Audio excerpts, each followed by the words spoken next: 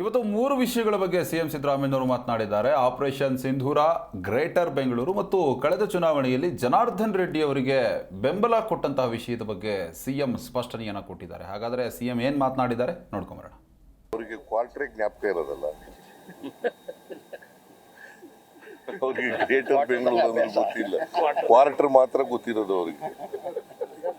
ಅವರು ಅದಕ್ಕೆ ಪಾಪ ಕ್ವಾರ್ಟರ್ ಹೇಳಿದ್ದಾರೆ.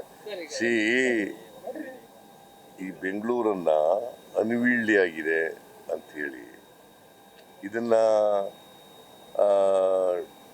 ಬೆಂಗಳೂರು ಡಿವೈಡ್ ಮಾಡಬೇಕು ಅಂತೇಳಿ ಯೋಚನೆ ಮಾಡಿದವರೇ ಬಿಜೆಪಿಯವರು. ಸುರೇಶ್ ಕುಮಾರ್ ನಗರಾಭಿವೃದ್ಧಿ ಸಚಿವರಾಗಿದ್ದಾಗ ಇದನ್ನ ಯೋಚನೆ ಮಾಡಿದ್ರು. ಆಮೇಲೆ ನಾನು ಬಂದ ಮೇಲೆ ಅನ್ವೀಲ್ಡಿ ಆಗಿದೆ. ಬಿಕಾಸ್ ಇವತ್ತು 1.5 ಕೋಟಿ ಜನ ಇದ್ದಾರೆ ಬೆಂಗಳೂರು ನಗರದಲ್ಲಿ. 1.5 ಕೋಟಿ ಜನರನ್ನ ಒಂದು ಕಾರ್ಪೊರೇಷನ್ ಮ್ಯಾನೇಜ್ ಮಾಡೋದು ಬಹಳ ಕಷ್ಟ ಆಗ್ತದೆ. ಒಬ್ಬ ಕಮಿಷನರು ಮ್ಯಾನೇಜ್ ಮಾಡೋದು ಬಹಳ ಕಷ್ಟ ಆಗ್ತದೆ.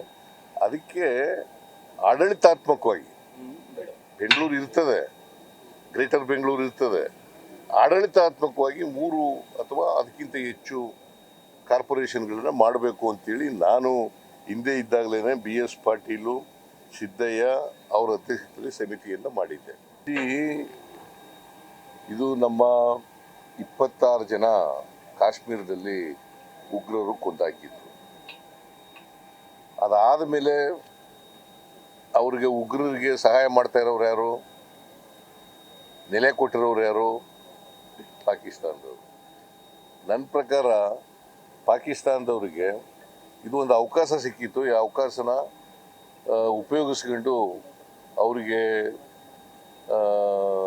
ಇನ್ನೂ ಹೆಚ್ಚಿನ ರೀತಿಯಲ್ಲಿ ಉಗ್ರರಿಗೆ ಮತ್ತೆ ಅವರು ಪಾಕಿಸ್ತಾನದವರು ಮತ್ತೆ ಸಹಾಯ ಮಾಡಬಾರದು, ಅವರಿಗೆ ಸಹಕಾರ ಕೊಡಬಾರದು, ಉಗ್ರರ ನಾಶ ಮಾಡ್ತಕ್ಕಂಥ ಕೆಲಸವನ್ನು ಮಾಡಬೇಕು ಅಂತ. ಸುಳ್ಳು. ಈಗ ಜನಾರ್ದನ್ ರೆಡ್ಡಿ ಯಾವ ಪಕ್ಷಕ್ಕೆ ಹೋಗಿದ್ರು? ಅಲ್ಲ, ಯಾವ ಪಕ್ಷಕ್ಕೆ ಹೋಗಿದ್ರ? ಯಾವ ಪಕ್ಷಕ್ಕೆ? ಮತ್ತೆ ನಾನು ಹೆಂಗ್ ಬಿಜೆಪಿ ಸಪೋರ್ಟ್ ಮಾಡಕ್? ನಾನ್ ಸಪೋರ್ಟ್ ಮಾಡಿದ್ದದ್ದು ನಮ್ಮ ಯಾರ ಕ್ಯಾಂಡಿಡೇಟ್, ನಮ್ಮ ಪಾರ್ಟಿ ಕ್ಯಾಂಡಿಡೇಟ್ ಇಕ್ಬಾಲ್ ಅನ್ಸಾರಿ. ನನ್ನ ಜೀವನದಲ್ಲಿ, ರಾಜಕೀಯದ ಜೀವನದಲ್ಲಿ 50 ವರ್ಷಗಳಲ್ಲಿ ಬಿಜೆಪಿನ ವಿರೋಧ ಮಾಡೋದಷ್ಟು ಬೇರೆ ಯಾರನ್ನು, RSSನ ಬಿಜೆಪಿನ ವಿರೋಧ ಮಾಡೋದಷ್ಟು ನಾನು ಯಾರನ್ನು ಕೂಡ ವಿರೋಧ ಮಾಡಿಲ್ಲ. RSS, BJP, RSS